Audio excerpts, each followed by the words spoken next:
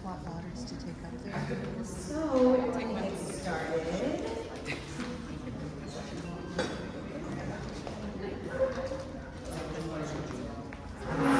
welcome to the Center for Social Justice and Civil Liberties. Welcome to the Center for Social Justice and Civil Liberties. My name is Tracy Fisher. I serve as director here. And I just want to welcome you to the space. If you haven't been here before, please return. On another day, we are upstairs in some of our programming. But today we're here for oral histories and community power, Riverside women working challenges. So I'm just really thrilled to have to be in collaboration again with Finlandia. And I'm going to hand it over to Katie, but I'm just really happy to have this particular program, Deborah Wong, Lecroy, and Jen Larratt-Smith. But I'm going to pass it over to Katie so she can do it proper. Thank you. Thank you, Tracy, and thank you so much for having us today, for hosting us in this beautiful space. It's very meaningful to be here in the Center for Social Justice and Civil Liberties while we are celebrating Riverside Women Creating Change. This project was the brainchild of Jane Block. And I don't know, raise your hand if you don't know Jane Block.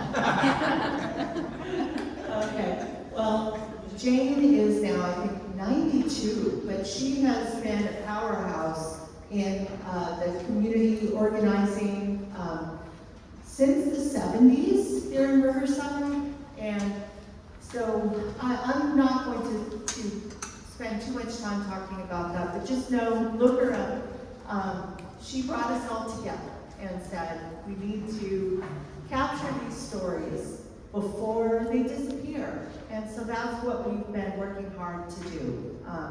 So I am Katie Porter. I am Executive Director of Finlandia Institute.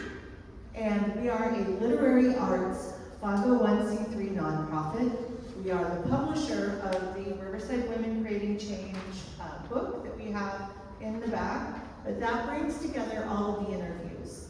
And most of them were created during the pandemic, but this is an opportunity to do our first live interview. So with that, I would like to bring up our interviewers and interviewee. So Deborah Wong and Nicolette Rohr. I'll let them introduce the project.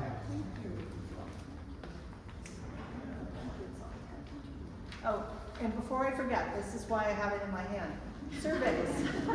This project is funded in part by a California Humanities grant. Surveys are very, very important. So if you could please fill that out before the end of our date today. Thank you.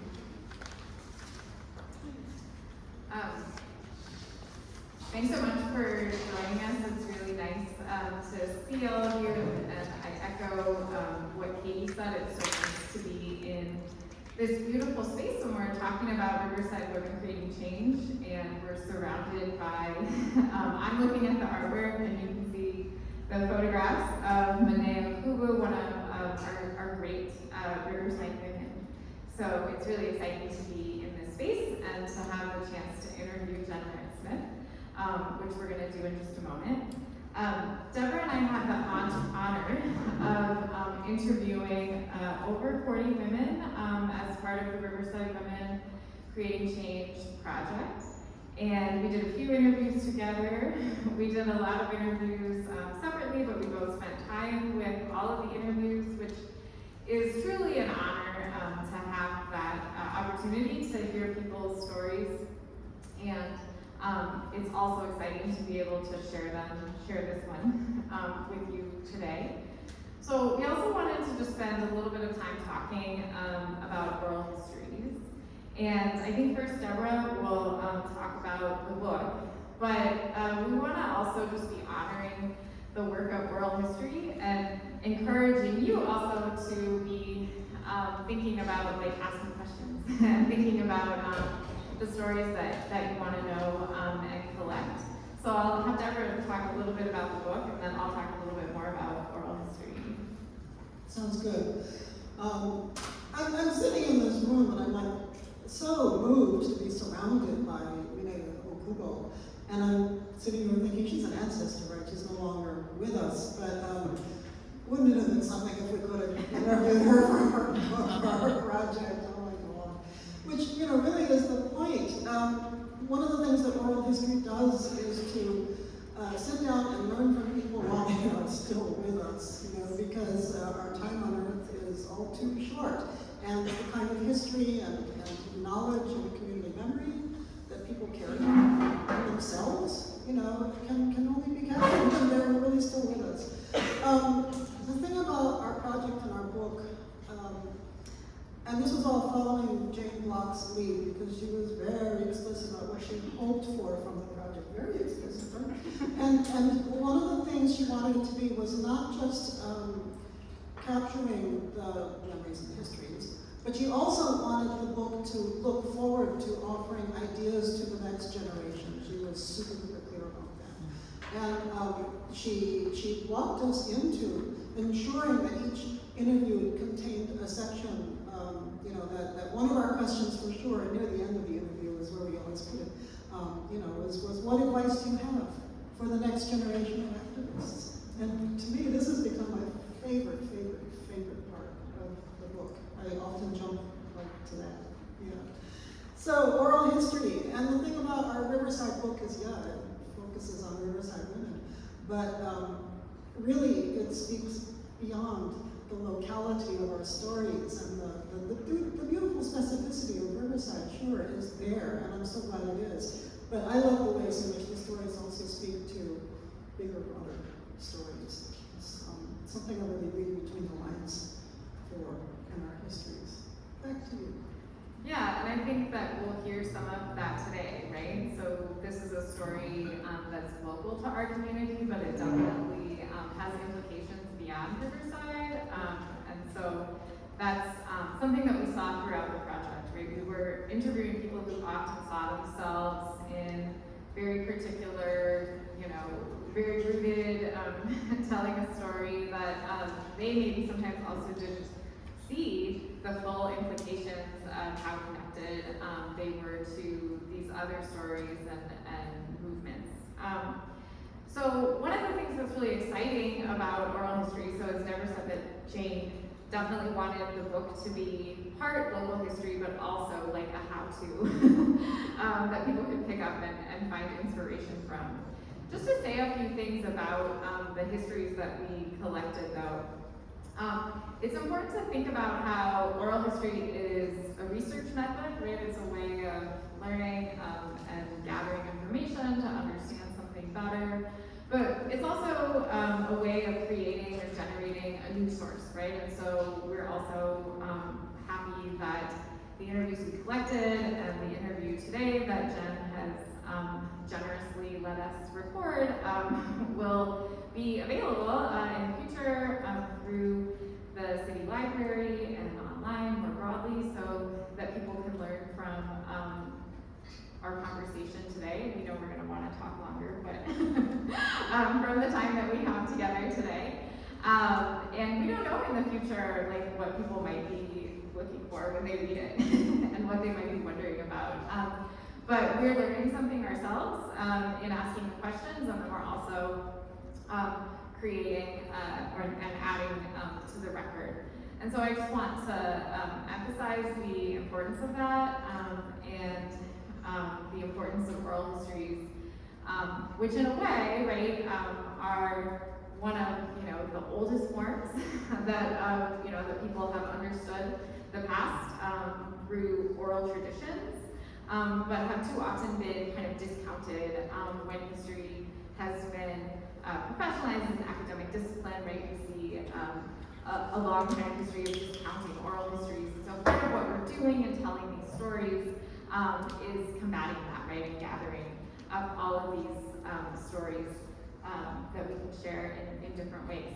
So we could probably go on about this, but but we want to also talk a little bit about doing oral histories and again with this idea of encouraging you to think about asking questions.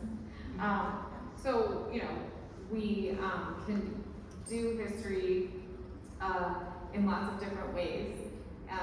And yeah, do you want to introduce our, What we're gonna do next? Yeah, what we're gonna do next. Right, oral history is a method, but Yeah, we're both happy to say that there are several oral history projects going on in Riverside at this point. And, that's like more is good as far as we're concerned when it comes to oral history. There are also ways to do this kind of research that are established and constantly changing in very cool and interesting ways. I should say that Dr. Nicolette Gore has a PhD in public history from UCR, and the amazing professor, UCR Professor Catherine Kudis, is sitting in the back row there, and both of us have learned much from her, in fact, about oral history and related matters. Thanks for coming, Catherine. I should also say that there are other people in the room as I look around who clearly are doing this kind of work, sometimes in more informal ways, and I'm looking at you, Judy Lee, the ways in which we pay attention, right, to learning directly from people about local history, right? So, yeah, there are ways to do this. We would like to show you the many, many ways that things can go wrong in history. We're only going to do this for a few minutes, but yeah, we would like you to, we're going to do a mock interview. It's going to be bad, it's going to be you bad. can see what you can spot. Yeah, tell us what we did wrong. Okay, yes, exactly. So be listening, active learning people. You're going to be listening and watching for what goes wrong. We're going to ask you how we could have done better, okay? So the scenario is this. I'm for the next 5 minutes, I am an immigration rights activist, okay?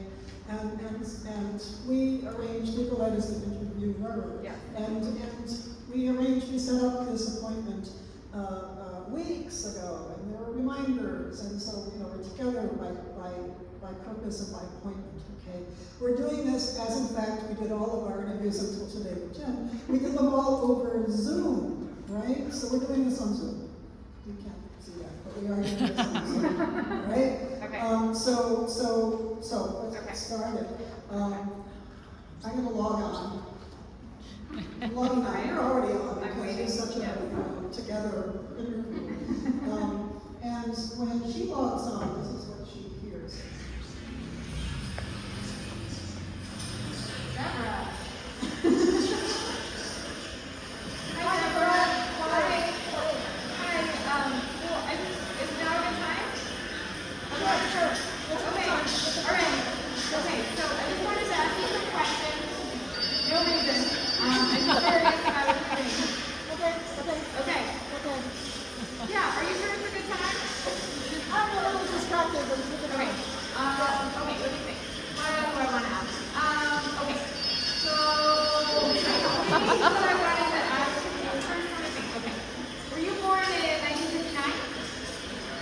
Yeah. I was wondering, hold on, can you hold on? Okay. Okay. What did you Okay. say? Yeah. Okay. So you were born in 1959. Were you born in New York City? Yes, I was born in New York City. We're really busy today. Can I just take a minute? Oh, okay.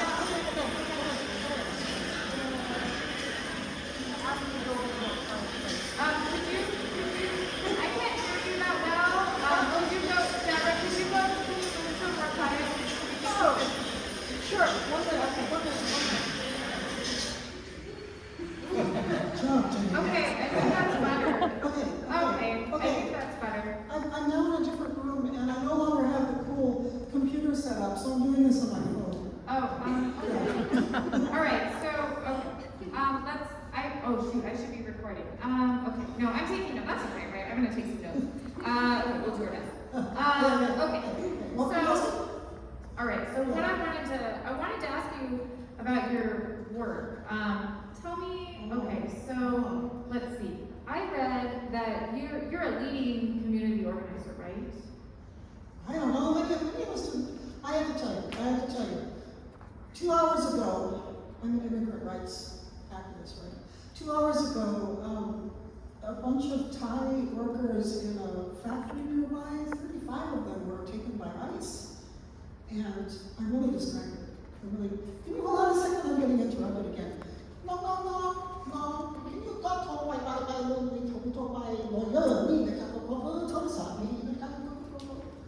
What were you saying? Yeah, so Deborah, well, I wanted to talk to you about your work.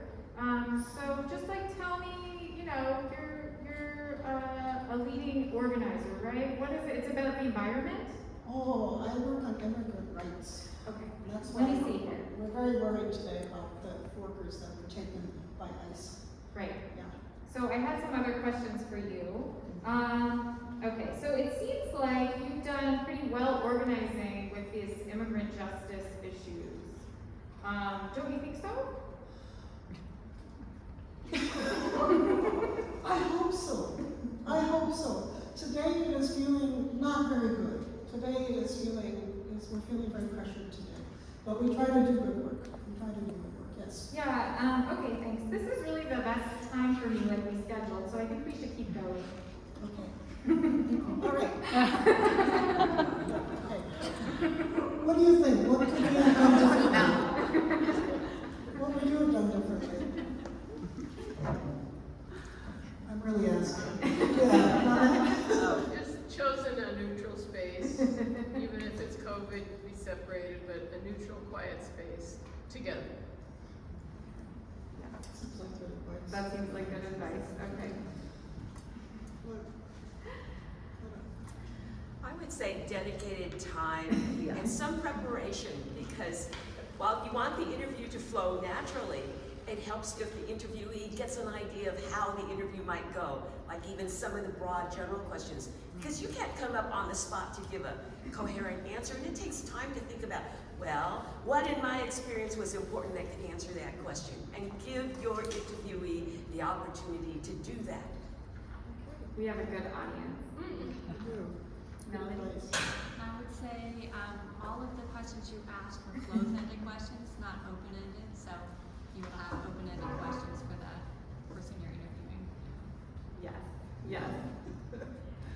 Yeah, so just like a few things that like we mentioned, we want to encourage you, whether or not you're formally reporting things or not, when you're asking people questions, to be clear about like what your purposes are, right? So like I said to Deborah, like I had some questions, but I didn't necessarily talk about what I was gonna do with the answers or any of that.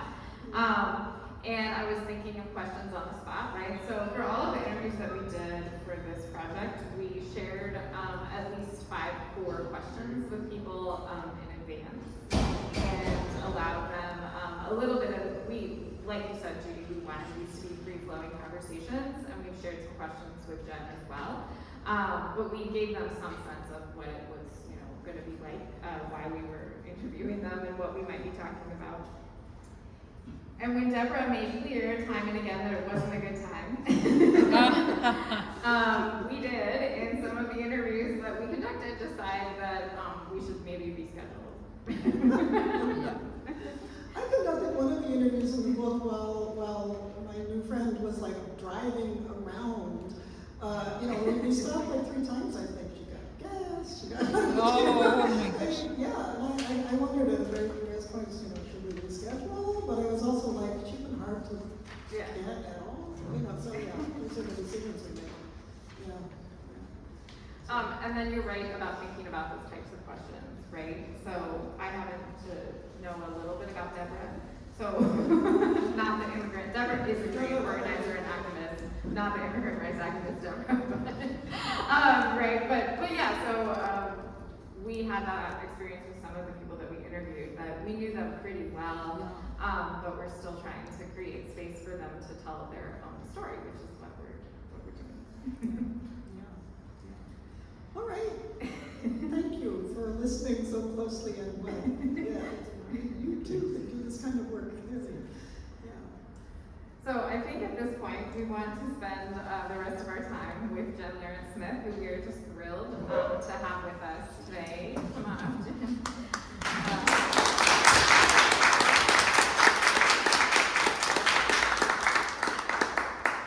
I'll introduce her briefly just by sharing that she is founder and chair of Riverside Neighbors Opposing Warehouses, or RNOW, which is a grassroots community organization that has been fighting for smarter land use in our communities for over 3 years, which is around the time that we concluded the last of our interviews. And Arnow's work has been featured in multiple stories in local, state, and national news organizations. And some of you have probably seen that. When she is not community organizing, Jen works as a licensed clinical social worker for Kaiser Permanente at the Center for Healthy Living. And just to say this ahead of time, Deborah and I don't know Jen very well, or hardly at all. We did interview some people that we know well, but we don't really know Jen. I've met her one time, and I want to say that I have received, I don't know how many emails from her though, because I do support Arnow's efforts. And so I see her work, but we're also asking these questions very genuinely without a lot of prior knowledge.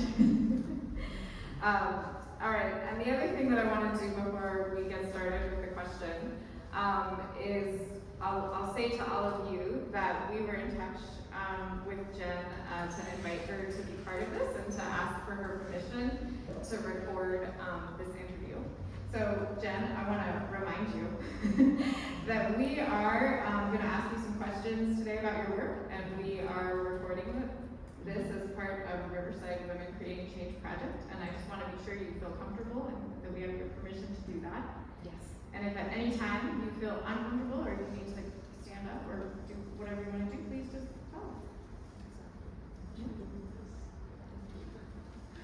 Is the sun gonna be? Yeah, also, It's fine. speaking of comfort levels, do you want to? We can all scoot forward. You good? Yeah. The shade got. All right, I can't remember who starts. Can we just pull the shades down? Yeah. It's really Yeah. Thank you.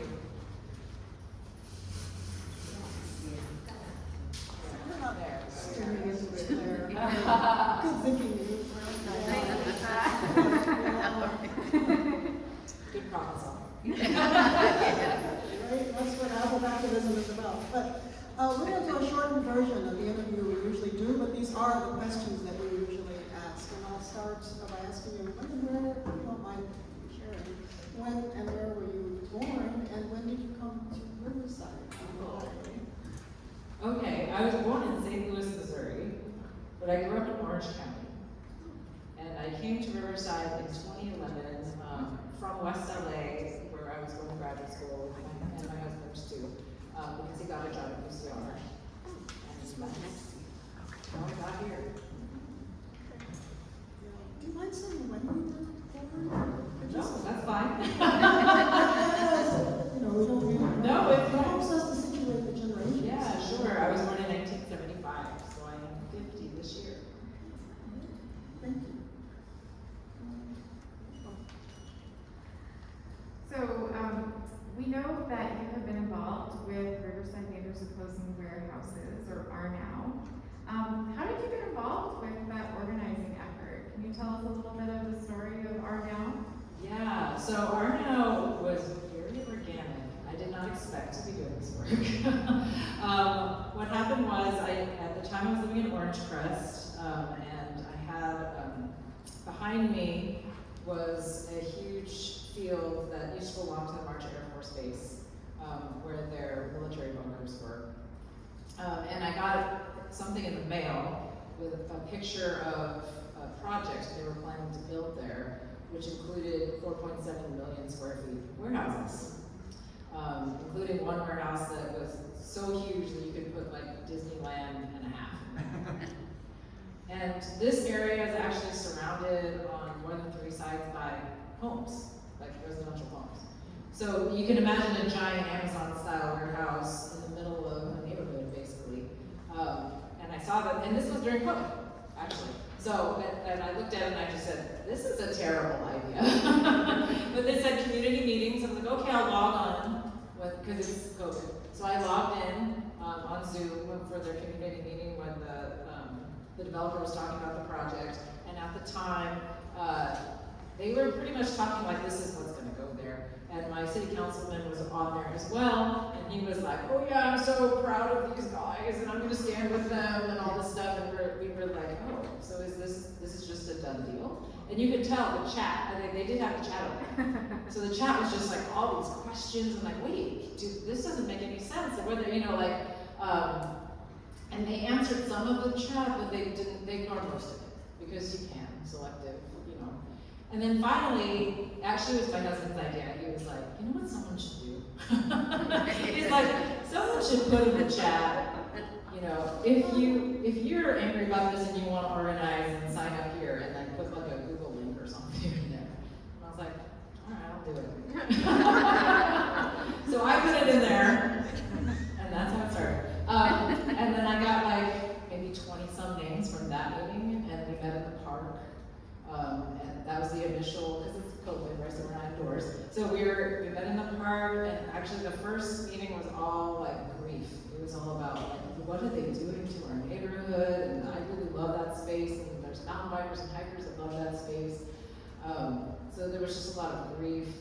And then there was a little bit of fight. There was a little bit of like, okay, I kind of know some, like maybe we can find endangered species back there. Maybe, like there was a bit of that. And then they were like, I bet you if our neighbors knew about this, that they would be upset, that they wouldn't want this either, but they just don't know. And so like, well, maybe we should start like organizing and like have a big community meeting. And so we went to the community center, we got a room, and then we just knocked on doors on the periphery, and then like our first community meeting had 60 people or something. And by then I had talked to other organizers who had bought warehouses in the past, so I'd gathered a bunch of information about what we should do next. So at least like I had something to say when we were in the gym. Yeah, that was the beginning. It was completely like accidental activist. We have follow-up questions. Okay, so that meeting in the park, like, how many people showed up for that? I don't remember. I think it was about like 16 to 18 maybe. It was just, that was the start. And it's funny, one thing I like to tell people is there was one person in that park that was so like down. It's just like, oh, it's not worth fighting. I have warehouses behind my house. Like it's too bad, but this is just hopeless. I don't know why you guys are trying to do this. And he's on my board. He's like he's fought like he's really been solid for like 3.5+ years, and he's like one of the main people that's been fighting this. But he started as there's no way to win this. You just David and Goliath. That's a beautiful anecdote. And it really sort of shows how, like with activism, we change as we step into the issues, right? You have follow-up? Well, along those lines, right? So when you say that, you mentioned that you were surprised to be doing this, and so I wonder if you could tell us in between that meeting and your husband suggesting. I like that it was a Google group too, because something about that like that has been important in our now story. But were there earlier times in your life when you had been part of an organizing effort, or what were some of the experiences that you brought to our now? I mean, I've done political things, like I've done political canvassing before. I've been to protests before, things like that. But I've never been the organizer. I've never been the person who organized the thing. So that was new, for sure. Yeah, thanks. So you told us a little bit about how this got started. And today, right, we know that you have quite successfully prevented those particular warehouses from being constructed. Tell us a little bit more of this Our Now story. Sure. Okay, so from there, like I said, the next thing that I did was I talked to people who knew what they were doing, since I didn't. I spoke to George Hay at the Sierra Club, who's bought a lot of warehouses.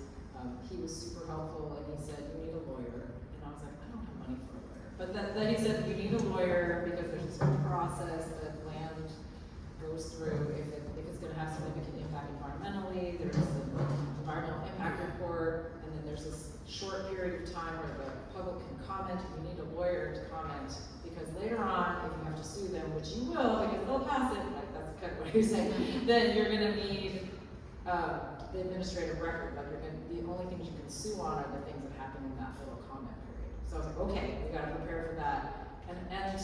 And all along the way, things would just unfold. Like he would say these things, and I'd be like, oh, I can't do that.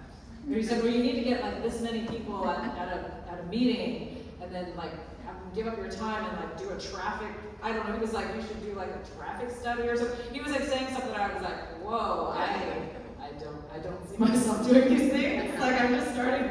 I have no clue how to do any of these things. He's like, you need this many people to show up at a meeting, and maybe they can give up their time so you can present for 30 minutes. He like had all these ideas, but I was just like, okay, I have no idea how to do any of these things. But things would unfold. Like I said, I couldn't do a lawyer because I couldn't afford a lawyer, right? And then there would be a business person, like my cashier from Jensen Bikes, offered to give us money, like, and then it was like, oh, okay, now we have some money, now we can get a lawyer, right? So then we get a lawyer for that part. So it would just like slowly these things that I think my first response was, there's no way I can do that. And then, years later, I'm like, oh, I did all of those things that he told me to do at the beginning, when I was like, oh my gosh, there's no way. But yeah, it was just a slow growth process, and things would come out of the woodwork, right? Like the money came almost like the same week that I was like, I need a lawyer, but I have no money, right? And there was another period of time later on, like maybe a year or more later, where I was like, we need more money for this lawyer, but where are we gonna get that? And then a week later, somebody, an angel donor, gave us money. Like, so it was just like, there would be things that would just appear along the way that helped me. So, I don't know if that answers your question, but, and then all along, I've just been building, like, the base, right? So, we've had meetings. I'm just going to other sister groups in Riverside, and we're getting signatures, so we're just adding people to my Google group, and that's kind of how it grew. I wonder if you could, obviously it's a long story that got you. Number one, could you just tell the room, what successes you've had in this long struggle? Sure. So I mentioned the huge warehouse project that was behind my house. So we did do this whole EIR process, thousands of comments. So thousands of comments went in, and they have to respond to those comments, which it took them time. It delayed everything. They had to do a couple more studies, whatever. So it kept delaying. And then there was the first public hearing, which was June 12, 2024. Not this year, last year. 2024. And then for me, my job was a big push. It was just to get as many people as possible at this meeting to oppose. Some people in this room were at that meeting. Thank you for being there.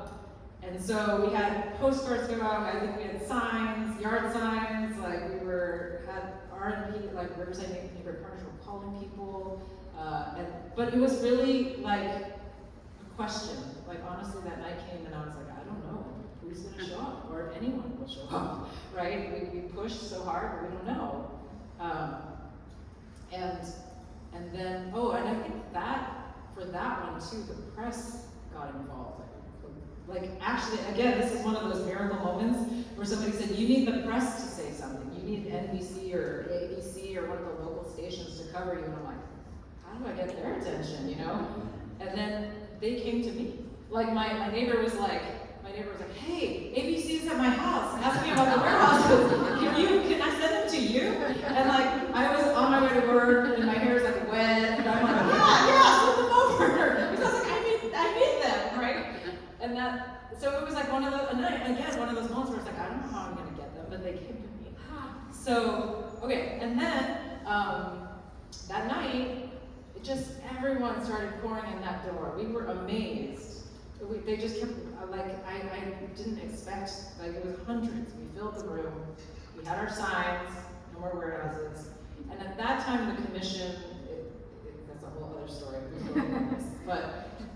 commission that was in charge at that time was not super favorable to us. We were 100% expecting them to pass it, and we were 100% expecting to have to sue them. But they didn't. I think they saw the pitchforks, and they were scared, and they said, we'll punt this, like we'll delay this, basically. They said, we're gonna take it off the calendar, and and it won't come back on unless we ask for it, basically. So that's what they did in June of 2024, and then, but we knew it was coming back. And then May 12, 2025, they had the public hearing again with a slightly modified project. They took out like a couple of warehouses, you know what I mean? But the giant ones were still there. And then we were like, okay, well, we've done this once, we'll just do it again. So I did everything I did the last time, contacted the same press people, did the same yard signs, did the, the postcards. I'm just like, okay, now we wait, now we see. Do they show up? And they did. They came again. At that meeting, a couple of things had changed. One of the things that changed was there was an election, and there was a change in Paris that affected this commission. There was a change in Paris, the city of Paris, that actually affected this commission that makes this decision. That was pretty important. Arno actually, well, not Arno, I'm sorry. Arno was a 501c3, and we are not political. But there are members of Arno who for sure were like pushing for, okay, we need to change some of these seats and things like that. And so there was a change in a seat in Paris that was a key vote, and Supervisor Medina was a huge advocate for us that night. And we, again, didn't know what to expect. We went to that night a little bit more optimistic than in June, because we thought, maybe we had the votes. And actually it ended up being unanimous, 8-0 denied the project. So,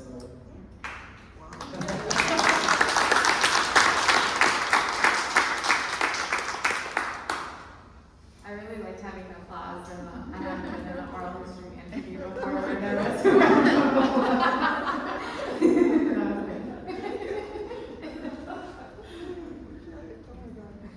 There's so many follow-up questions I would like to ask. However, actually, we might want to do a follow-up interview with you, but we'll talk about that later. In the interest of time, one of the things we asked all of the women that we interviewed was, who are some of your models and inspiration? And not necessarily like directly, focused on your issues, but even more indirectly, Where did you get your inspiration and ideas from? gosh, I don't even know if I have any answer to that.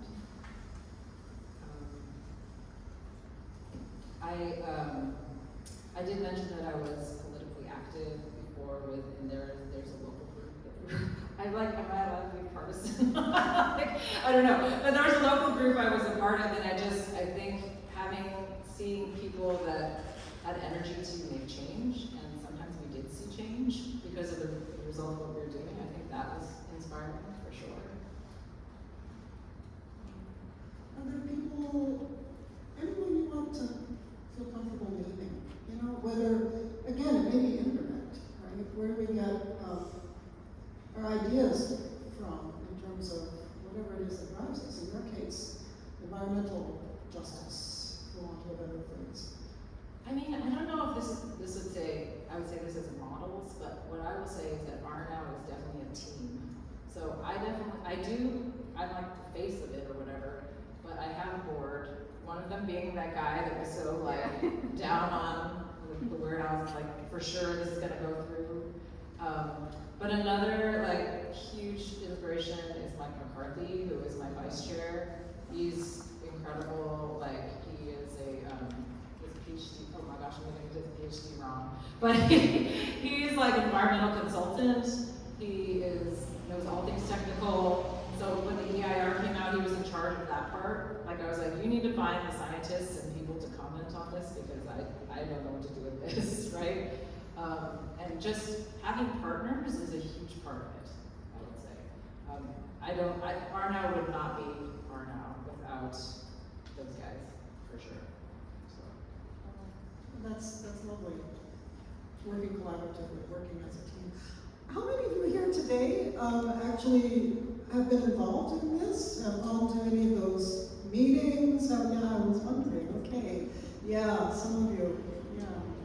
I was wondering if just the fact of Jen Larratt-Smith being present today would be a draw for some of you. And yeah, I'm seeing nods in the room. Yeah. Thanks for, I think you shared some practical advice in talking about the board. But I wonder if you have any other kind of wisdom or advice that you might share with other activists and organizers? I mean, this might be specific to me, but I think one of the reasons Arno has been so successful is because we've been very focused.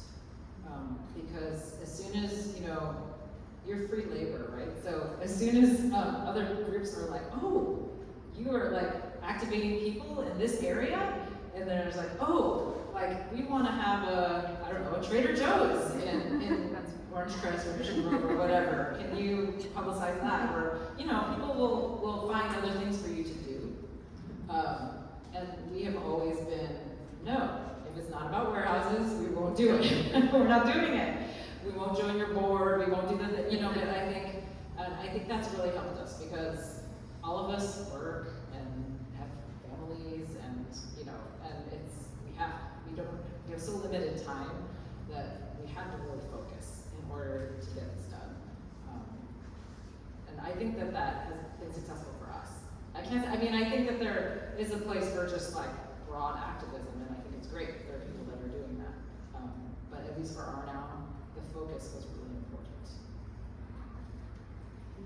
Yeah, thank you. Really quickly, I wonder if you want to share any information about what you're working on now. So Our Now continues and is still active, and you still have organizing efforts, and I expect that will be ongoing with your focus on warehouses in this region. So do you want to offer any updates? Yes, sure. I can offer some quick updates. So first of all, we, like all projects, like warehouse projects, they're sort of zombie projects. So we are staying tuned because we're expecting that the developer will come back and try again and a new way. And we're going to have to figure out how to mobilize at that point. So there's that. Stay tuned. But also, amazingly, so Mike, this is all Mike. Mike won a grant for us from the California Air Resources Board, which is $250,000. So he won $250,000. But it doesn't come to us, just so you know. The money doesn't come to us, but we are a fiscal sponsor, so we are able to try to build some infrastructure in some other environmental justice communities in this area. So we help to fund some staff that are able to organize in the area. We actually just yesterday had a summit with some community members. Supervisor Medina was there, Dr. Foy Jackson was there, and it was talking about AB 98, which is a state law that says that the regions need to establish truck routes. So we were trying to get elected. We didn't get as many electives as I think we needed to have there because they should be listening to us. But we wanted to put electives and communities in the room to say, hey, these truck routes are actually going to affect our lives, right? It's not just a map. It's like these are schools and homes, and this is not where a truck should go, right? And we had, it was a very successful event, a bunch of speakers. We couldn't get money to do that. But yeah, so we just sort of expanded our work because we can into the environmental justice communities. So Our Now is still, thinking about the West Campus Upper Plateau and making sure that that stays warehouse free.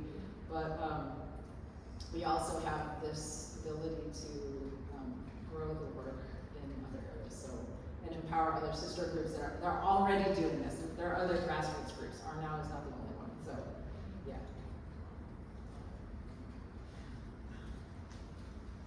We would definitely like to do a follow-up. Okay. To go into more detail on some of these points. Because I'm taking away several really wonderful things. And one is that part of your success has been that you've been focused and very, very doggedly so, right? Even when, being called away to bigger issues, yeah.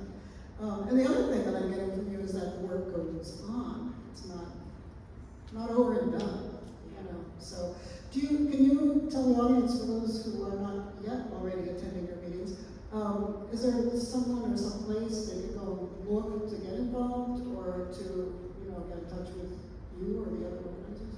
Yeah, I think the easiest way is you can get my email after this and email me your emails and I'll add you to the list. Or you can go to tinyurl.com/RIVNOW. And that's our website. That's one of the first things I did. Try to look official. Yeah, we're going to keep, in a follow-up interview, going to keep pulling some of these strategies, out of you, because the way you've done your work is just really important, I think, aside from what you've done. Can I say one more thing? Please. Not to invoke Mike again, but he did this analogy once that was really helpful for me. He was talking about when he was playing soccer, and he actually wasn't a good soccer player, he said, but he's still this way, is very dogged. So he'd stay on his man, and then eventually the man would get tired. And that's when he would make his move, right? But that's what he said, that was his strength in soccer. And he was like, that is my strength in this too. And I was like, yeah, that is a great analogy, because there's so many times, honestly, there's so many people who said this is a done deal, there's no way you're ever gonna stop this. It was David and Goliath, and there were many, many times when I thought that too. But it's just like, okay, no, we keep going, you just stay on your man, we just keep doing it, eventually we just keep chipping away. And that's how we have success ultimately. Dang, I think that falls under the advice set of questions that we asked. Yeah, stay right here for a minute. Let's thank Jen Larratt-Smith for sharing.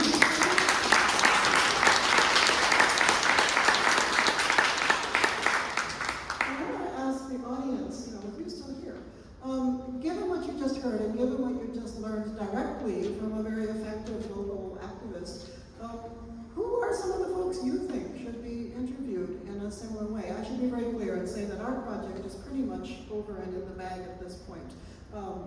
Famous last words, but I think so. And that doesn't mean that the work in the greatest possible sense of the term is over. We're all still doing the work, right? Who do you think should be interviewed in terms of local oral histories, people whose stories need to become part of our history here in Riverside? Lightning round, just shout out names. Doesn't have to be anyone famous. What do you think? People's names? Yeah. Okay, well, a woman by the name of Irene Morales. Irene Gallardo Morales. Irene Morales. Yeah, and do you want me to talk about her? Real quickly. Yeah, she was an activist here at UCR in the 70s, went to UCLA Law School, was one of the first Chicanas to graduate UCLA Law School, and then was the head of legal aid for the inland counties for many, many years. So she made a real difference here. Thank you. Okay. Irene Morales, got it. Other names, just shout them out, lightning round. Clarissa Cervantes. You did interview her. She's in the book. Oh, sorry. I can't remember, there's so many great ones. Why would you have automatic recollection? But yeah, it was a fantastic interview because you know how inspiring and spirited she is, and she talks about what she cares about. Right? Yeah, it's a good interview in the book. They're all good, but I'd love to do yours. Someone else. You've got more. Another attorney, a very young attorney at this point, I think she's turned 40 by now, but Belen Gomez. And she just opened her law offices, maybe it was last spring, right here. She had, she's been an attorney around here for a long time, but she's immigration law. So she's very A local attorney. Last name Gomez. What was the first name? Belen. Belen. Okay. Thank you. Yeah, you're full of ideas. All right. Thank you. We want to sort of wrap up here with a couple of other questions. Is that correct? We did want to offer, I guess, you the opportunity to ask Jen questions, but maybe just briefly, if you have, if there are any questions for Jen. Yeah, I can take the mic around if that's helpful. Question, raise your hand. I know you have questions. I have one, I can be loud. Okay, can you? Okay. Jen, how do you deal with the Eeyores who say, it'll never work? How do you not get? How do you not believe the viewers? Is that what you mean? How do you not believe the viewers? Yeah. Keep going. I think at the beginning, it was because I was naive. At the beginning, I didn't realize how hard it was, what we were doing. And so I just thought, oh, well, no, we can do this. I can do this. And then when I realized how hard it was, but then I said, when I started realizing how hard it was, also these things would come out of the woodwork, right? These things would seem insurmountable, would suddenly be surmountable. And then I'd be like, no, we can do this. And slowly, now I'd be like, well, obviously we did it, so. So it's not a done deal. Yeah, but I think at the beginning, honestly, it was just, I didn't know. Like, it probably they were right. That it was hopeless, and like, I mean, but it was because I had this confidence that I probably should not have had that had me getting started.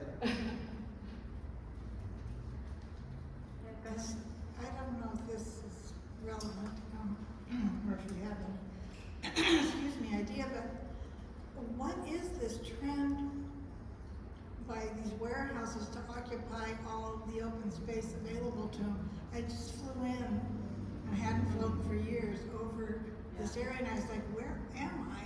And it was miles and miles of warehouses that I swear I never saw before. Yeah. And then Riverside Avenue, and then the space between Riverside and, where, I can't remember the name of the town. I should, but I've had a mental block, I've been trying to think of it. But if you take Mount Vernon and go through what used to be all natural habitat, it's all warehouses. Yeah. Well, what's this trend? I mean, what's well, unfortunately, I think one older politician described Riverside as cheap dirt and cheap labor, or the Inland Empire as cheap dirt and cheap labor, and I think that is how we're seen sometimes by the multinational corporations that buy up our land. And until our political electeds have a different view of us, it'll continue to be like that. and if our elected representatives stop basing their idea of progress on attracting these major corporations. Right. I think our electeds need a different vision for Riverside, and I think they need to care. So I think some of them maybe just lack the vision, but maybe a lot of them are just self-interested and want to get reelected, right? So we need to find people who care, who want to see this community thrive rather than just make a quick buck.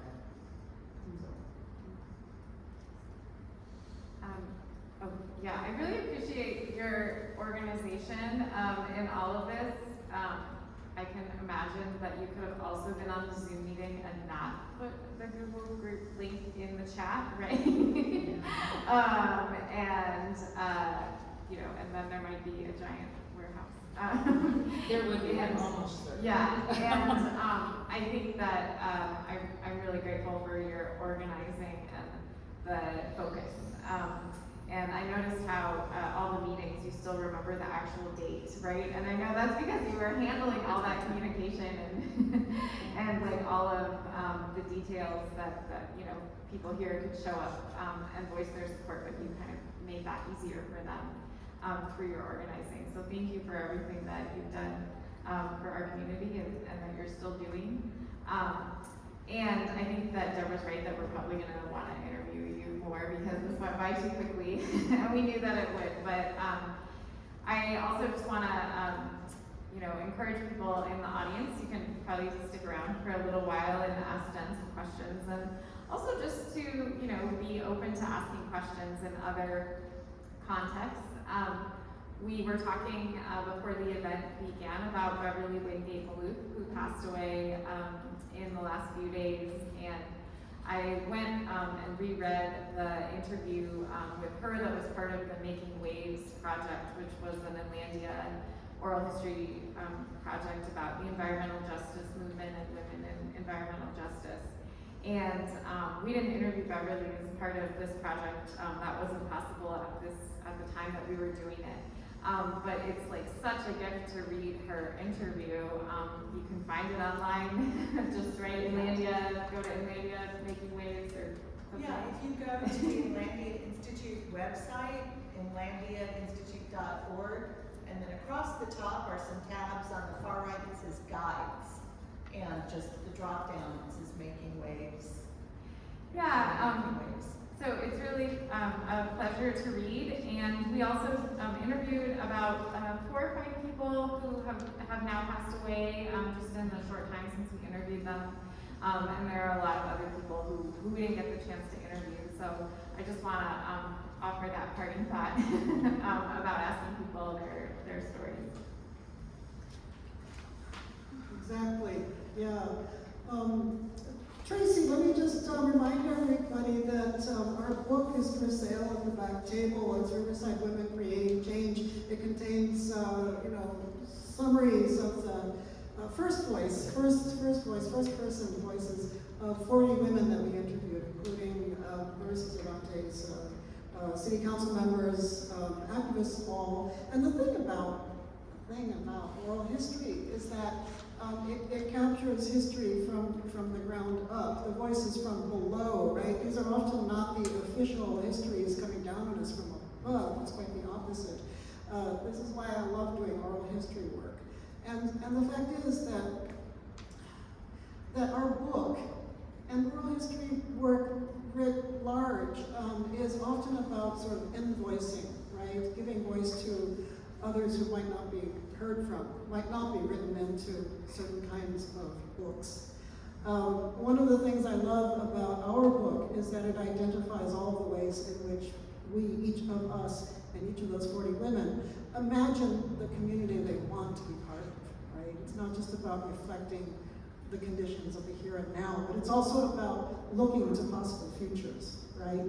Each and every one of those 40 women did that in their interviews. And may I add, the 41st woman, Jen Larratt, to share her story with us today, possible futures of environmental justice. Thank you so much for joining us today. Thank you very much.